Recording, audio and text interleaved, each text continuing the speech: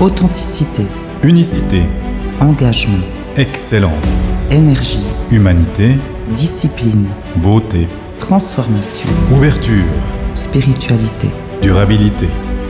Renaissance 69. Renaissance 69.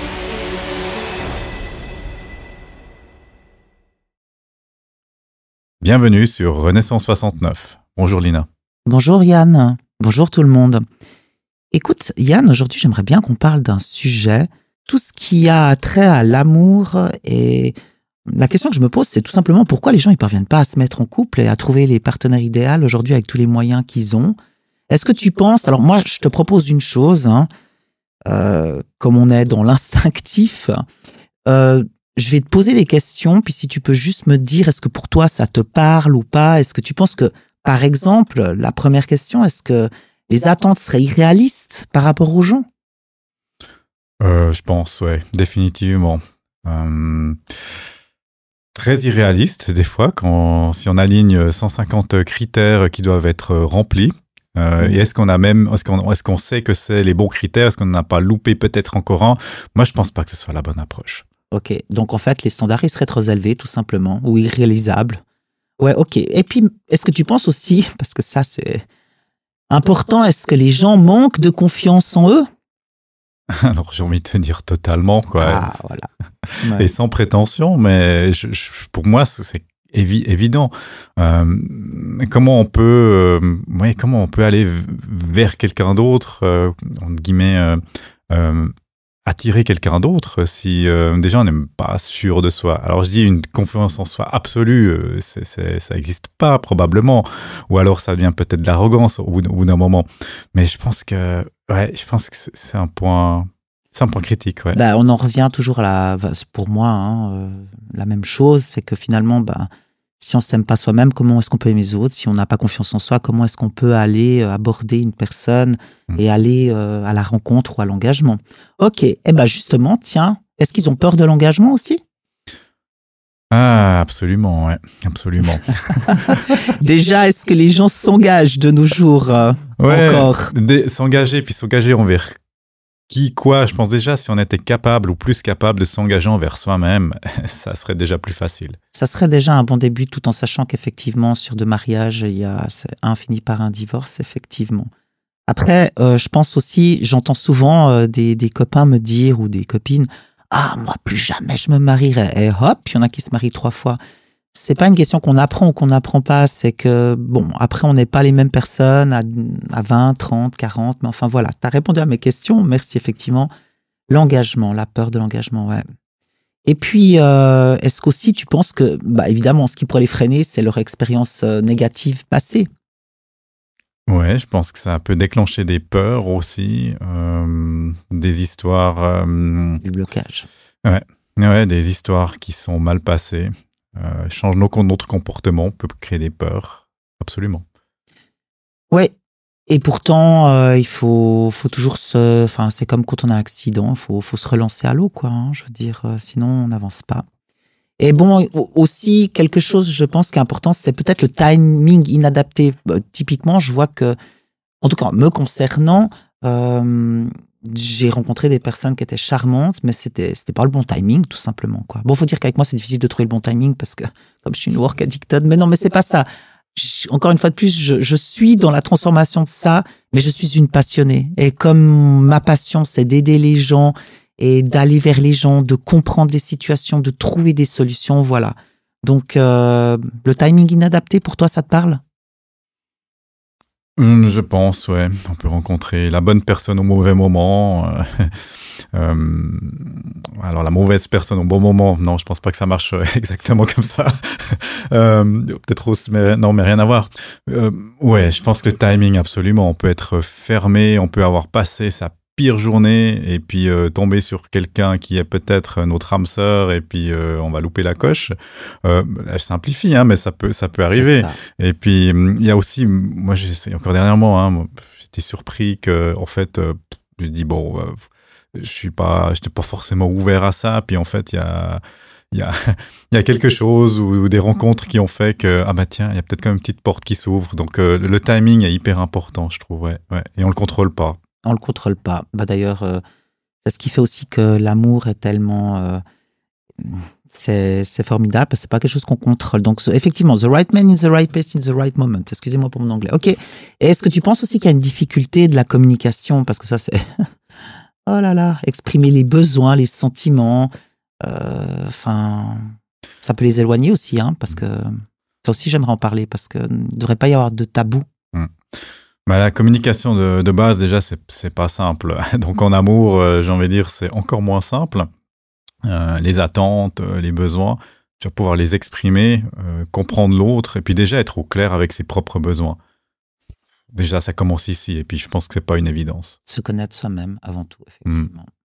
Et peut-être aussi par rapport aux priorités, il peut y avoir un décalage, genre, bah voilà, il y en a un qui a envie de faire sa carrière, l'autre qui a envie de faire une famille, enfin voilà. Ben, on se rencontre souvent au moment où on est aligné. Et puis, ben, ça peut vite se désaligner. Et des fois, ça peut se passer en l'espace de semaines, des fois mois, des fois des années. Mais je pense que, ouais, c'est absolument, ouais. Et les différences culturelles, enfin moi, par exemple, j'ai eu un super exemple avec mes parents, hein, papa syrien, mère danoise, et les valeurs qui sont incompatibles ou incontournables, qu'est-ce que t'en penses? Je pense que ça peut être un gros frein. Ouais. Est-ce que l'amour ou d'une relation, est-ce qu'il sera plus fort? Est-ce qu'il peut passer au-dessus? Après, bon, on va dans certains films, il y a des histoires où ça prend le dessus. Dans la réalité, je ne sais pas si ça se passe des fois comme ça. Bah, personnellement, moi qui suis une personne passionnée, bon, la passion, on dit toujours que ça dure environ 3 ans, scientifiquement parlant. Après les couples où tout va bien, non, bon, après 7 ans, ça commence à un peu... commence 3 ans, 7 ans à se poser des questions. Mais bon, effectivement, je pense que la différence culturelle, même s'il y a une forte attirance au départ, initiale, ça peut créer des problèmes, effectivement. Et puis bon, ben alors... moi, ça me fait toujours marrer un peu quand je vais sur Tinder, quand je vois qu'en fait, bon, de toute façon, tout le monde regarde juste que le physique, hein, et puis on va à gauche ou à droite, enfin, peu importe. Bah, la localisation. Parce que, voilà, dans le business, on parle des 4P analyses, maintenant, il y en a peut-être 6. Location, là, c'est un gros problème quand même. En fait, non, enfin, je sais pas. Comment tu vois la chose? Est-ce qu'on peut vraiment, je dis pas, hein, à moins que ce soit une relation où voilà, les gens vont se rencontrer chaque week-end, peut-être, ou je ne sais pas, mais est-ce qu'à partir d'un moment donné, c'est pas un problème? Mais absolument. Je veux dire, avant les applications de rencontres, on pouvait rencontrer les gens dans son quartier, au mieux dans la ville d'à côté quand on sortait un tout petit peu. Donc, je l'ai encore vécu. Mais et puis, moi aussi. Donc, ouais, je sais pas, est-ce qu'on a plus de chances de trouver notre âme sœur en ayant regardé à l'autre bout de la Terre? Est-ce qu'après, ça vaut la peine de traverser l'autre bout de la Terre? Peut-être, il y a des histoires qui se construisent comme ça, mais moi, j'ai des doutes là-dessus, je te dis honnêtement. Alors, bon, moi, j'ai pas de doute. De toute façon, alors, pour moi, enfin, quand je dis, j'aime bien croire que tout est possible et tout ça, mais après, je peux comprendre et je vois des couples qui fonctionnent très bien comme ça, qui se retrouvent que les week-ends, et puis c'est bien, comme ça, ils ont chacun la liberté, ils bossent, et puis ils sont toujours contents de se retrouver, puis ça maintient le feu de la passion, enfin voilà. Enfin, de toute façon, encore une fois de plus, c'est des interrogations que je me pose, il n'y a aucun jugement, tout le monde fait comme il veut, mais c'est juste, j'essaye un peu de comprendre, en fait, où on va à tout niveau. Et comme de toute façon, on recherche tous la même chose, hein, c'est-à-dire, ben voilà, dans la pyramide de Maslow, les besoins, ben on a tous envie d'être aimés, on a tous envie de partager, on a tous envie de manger à notre faim. En fait, il n'y a pas besoin de grand-chose en fait finalement pour être heureux. Mais bon, le truc c'est qu'on a beaucoup de choses matérielles, mais est-ce qu'on est vraiment heureux? On en revient toujours à la même question, et d'où encore une fois de plus le thème Renaissance 69. Donc maintenant, je vais en revenir peut-être à mes questions parce que comme tout le monde le sait, j'ai tendance à m'éparpiller. Et est-ce que, par hasard, tu penses pas qu'il pourrait y avoir aussi des fois des pressions sociales ou familiales? Ouh, absolument. Ça me fait rire déjà, le ouh. Ouais, le que dira-t-on, le regard des autres, là on en revient sur un sujet qui m'a beaucoup occupé, préoccupé, et puis fait avancer aussi. Disons, si on n'arrive pas à passer au-delà de ça, ben oui, on peut se freiner en amour, se freiner peut-être d'une relation, empêcher une relation, une possible relation, ce qui est dommage. Après, est-ce qu'on est prêt à payer le prix du regard social, à aller passer au-delà de ça? Ça, je pense, c'est une question très individuelle. Oui, effectivement. Après, je sais que moi aussi, hein, et voilà, j'ai été bien prise là-dedans. Je pense que c'est seulement à partir d'un certain moment. Après, je pense que j'ai aussi été un peu rebelle, que bah, c'est soit on se dit, voilà, on s'en tamponne le coquillon avec le pinceau de l'indifférence et puis on suit notre instinct, soit effectivement on peut être arrêté. Je comprends. Et est-ce que tu ne penses pas qu'il y aurait une utilisation assez excessive de ces applications de rencontres? Parce que moi, là, je les ai un peu toutes testées chez MDR. Hein. J'en ai testé pas mal aussi. Donc, je vois bien les frustrations que ces applications, sont pas toutes pareilles. Il y en a qui ont d'autres approches, qui sont comment dire, plus éthiques, plus humaines que d'autres. Donc, moi, je pense que, ouais, ça facilite pas les choses au final, et même en même temps, il y a beaucoup de rencontres qui se font quand même à travers les applications. Donc, dans un sens, j'ai envie de dire oui. Après, ça dépend des personnes. Pour moi, j'ai pas la sensibilité de la personne à travers mon écran. Et puis moi, c'est ce qui me manque, et j'ai des difficultés avec ça, je te dis honnêtement. Ah non, mais je comprends. Bon, après, moi, je dois être totalement honnête. Il y a environ, ça va faire maintenant 10 ans, j'avais rencontré une personne et puis effectivement, je suis resté 9 ans avec.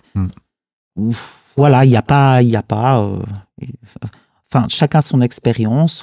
Et puis, il y a aussi une question de chance, au bon moment. Enfin, c'est toujours la même chose. Mais est-ce que tu ne penses pas aussi que des fois, il y a un manque de patience via toutes ces applications parce qu'on a envie d'accélérer les processus qui finalement sont naturels et puis de toute façon il y a un manque de patience de la part de tout le monde parce que j'ai l'impression maintenant c'est on regarde juste le physique. Enfin, il y a des fois c'est comme même à tous les niveaux, j'ai l'impression que les gens ils prennent pas le temps de regarder. Ok, elle a une tête qui me plaît, peut-être que ma papa, enfin c'est un peu dommage. Et puis au final même au premier contact, après 2-3 échanges, les gens, ils te ghostent. Enfin, je trouve ça assez ludique, mais voilà, qu'est-ce que t'en penses?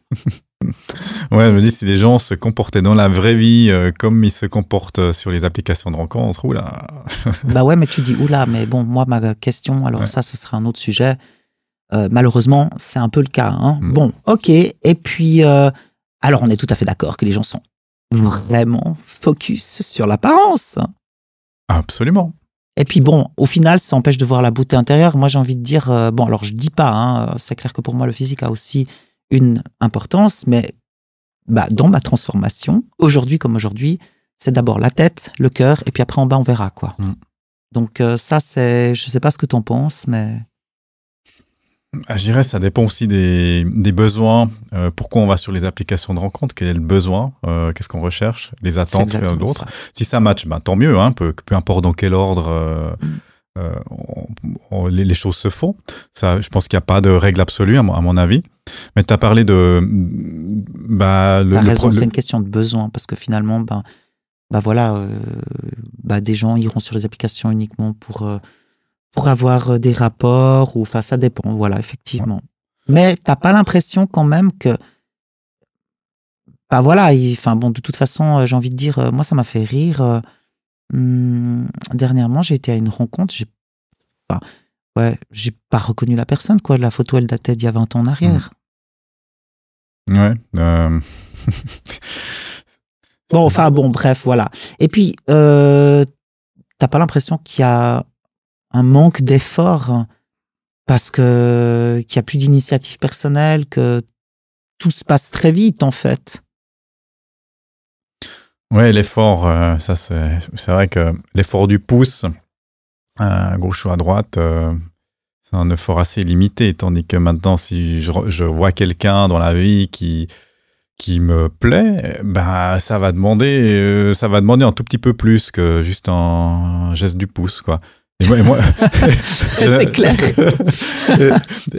et moi, je suis OK avec ça. Et moi, j'aime bien ça, en fait. Je préfère, en fait, ces situations comme ça parce que, bon, déjà, premièrement, il y a un peu de challenge. Il y a aussi toute le ressenti, puis des fois, une alchimie qui peut se produire juste par un regard, ou en signal. Puis moi, je trouve ça beaucoup plus intéressant. Alors après, je dis pas, je suis pas en train de critiquer, dire que les applications de rencontres, elles servent à rien. J'ai aussi fait des rencontres à travers les applications et c'est très bien. Par contre, moi, je finis toujours avec une frustration, c'est que il me manque ce côté connexion, de ressentir la personne qu'on peut pas à travers un écran. Et même dans une visioconférence, on n'arrive pas à sentir le 100% que quand on a une personne physiquement en face de soi.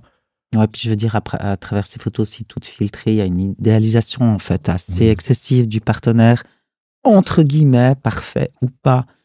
Moi, ce qui m'a un peu étonné, je ne sais pas si tu as eu cette expérience, c'est que c'était assez exceptionnel. Après 2 échanges, du coup, tout de suite, alors je veux bien si c'est dans l'ordre de mon travail, mais tout de suite, je ressentais le fardeau émotionnel de la personne qui venait de rompre et puis que je devais être presque, j'ai envie de dire, à nouveau. Alors, ça me dérange pas, mais je connais pas la personne, je vais pas devenir ta psy attitrée et puis résoudre les problèmes. Est-ce que ça t'est déjà arrivé? Pas tellement parce que parce que t'as pas le profil pour, c'est non, ça? Non, je rigole. Non, mais peut-être. Oui, mais c'est probablement ça. C'est que mes attentes n'étaient pas dans ce niveau-là, ni mes besoins d'ailleurs. Et je pense que personnes comme ça m'ont même pas. Ouais, je les ai même pas attirés, donc je peux pas trop dire sur ce sujet-là. Et puis, par exemple, t'as pas remarqué qu'il y a un manque d'indépendance. Il y a une trop grande, justement, dépendance émotionnelle, ou bien même, je veux dire, je le vois, j'entends certaines personnes ou financières, qui peuvent repousser certains partenaires. Je vois des personnes qui vont faire des print screens, qui vont agrandir l'écran pour voir la montre que l'homme a, pour voir s'il a les moyens financiers. Enfin, ça devient complètement, je sais pas. Bon, encore une fois de plus, c'est juste des constatations, c'est un débat qui est d'ailleurs assez rigolo. Ouais, je vais bien croire, parce que finalement, je disais, si les gens se comportaient de la même façon dans la vraie vie que dans les applications, mais peut-être qu'en réalité, ils se comportent de cette manière dans la vraie vie, sans qu'on le voit peut-être pas toujours. Ouais, en fait, ce que je vois souvent, c'est que les connexions initiales, elles s'estompent vraiment en découvrant la personne, et puis peut-être aussi un certain déséquilibre émotionnel, parce qu'on en a tous, hein. Et puis, qu'est-ce que tu penses, je sais pas, t'es d'accord si je te dis qu'il faudrait justement, pour que l'amour soit durable, on parle justement, c'était ton terme, hein, la durabilité, je crois, l'important, ça serait quand même de développer une certaine confiance en soi, non? Travailler l'estime personnelle aussi. Oui, je pense que pour moi, c'est un point essentiel. Est-ce que les applications de rencontres nous aident à créer cette confiance en soi, cette durabilité? Moi, j'ai pas l'impression. Alors moi, je me suis mal exprimé. Je te disais que ce que les gens devraient faire avant de rentrer dans ces systèmes d'application, ou avant même tout simplement de rencontrer, de penser rencontrer quelqu'un, parce que j'ai l'impression que beaucoup de gens pensent que c'est en étant avec quelqu'un qu'ils vont être bien. Mais moi, ce que je dis juste, c'est que peut-être, et on en revient à la Renaissance, avant de rentrer dans le système, de se dire ok, fine, maintenant j'ai vraiment envie d'être en couple, ou j'ai vraiment, parce qu'on a des besoins, encore une fois de plus, voilà, les applications peuvent effectivement aboutir à concrétiser certains besoins, mais moi, ce que je dirais, c'est que il faudrait avant tout développer sa confiance en soi, se fixer aussi des attentes réalistes, apprendre à communiquer efficacement et puis savoir en fait mesurer le temps et les attentes, et puis aussi être ouvert à de nouvelles expériences. Il faut déjà soigner ses blessures du passé, il faut faire aussi preuve de patience, et puis je sais pas, qu'est-ce que t'en penses? Et puis voir si on a, et on en revient toujours à la même chose, des valeurs communes. Moi, je pense qu'on n'a pas besoin de quelqu'un pour être heureux. Ça, c'est mon avis. Parce que je pense que si on n'arrive pas à être heureux déjà soi-même, ça risque de pas s'améliorer en étant à deux, ou même de s'empirer.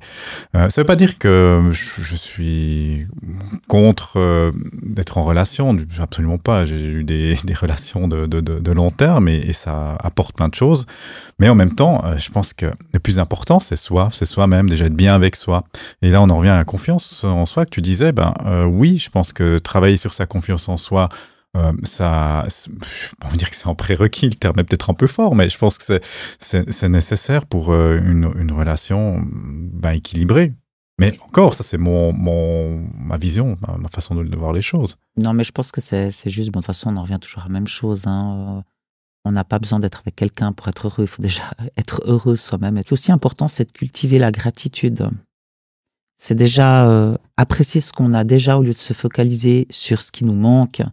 Et puis créer des énergies, des connexions positives et les choses viendront d'eux-mêmes. Ça, c'est un peu mon point de vue. Voilà.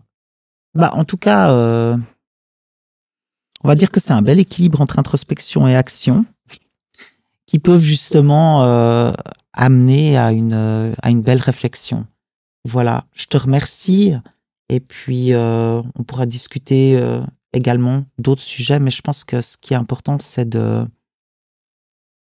d'avoir aussi une grande ouverture d'esprit, parce que ce qui m'étonne souvent, c'est que, bon, personnellement, des gens, j'en connais beaucoup, et il n'y a pas énormément de couples où je me dis, waouh, ça c'est le couple où j'aimerais bien, enfin, on sent l'énergie, être dans la même situation.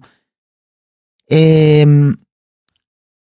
là, ce qui me fait un peu sourire des fois, c'est que je vois que typiquement des choses qui, au départ, une personne va apprécier chez toi, au bout d'un certain nombre d'années, c'est des choses que la personne admirait chez toi, c'est des choses qu'elle va te reprocher, tu vois ce que je veux dire?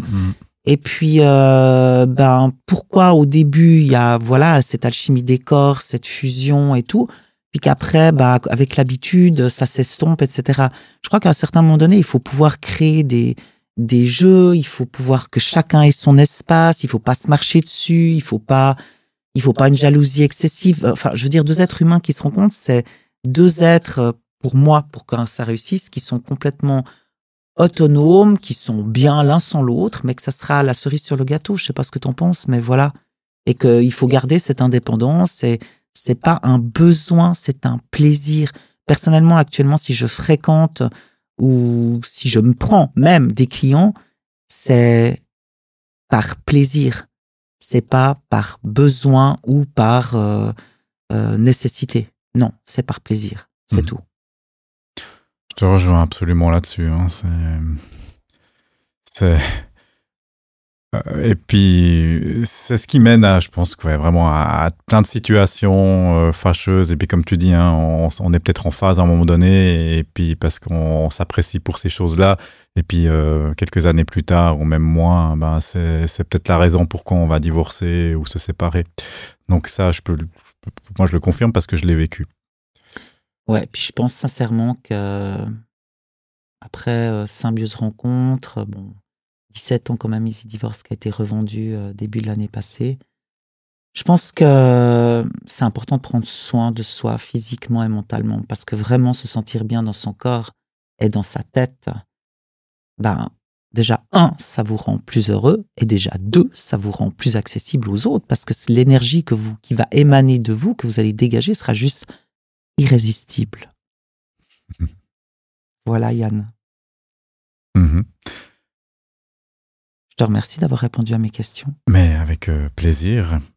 Et je pense qu'on pourrait continuer encore la discussion, mais il y a tellement à dire. Voilà, exactement. Mais on a encore plein d'épisodes qui viendront. En tout cas, je vous remercie pour votre écoute et je vous dis à bientôt. Merci, à bientôt. Authenticité. Unicité. Engagement. Excellence. Énergie. Humanité. Discipline. Beauté. Transformation. Ouverture. Spiritualité. Durabilité.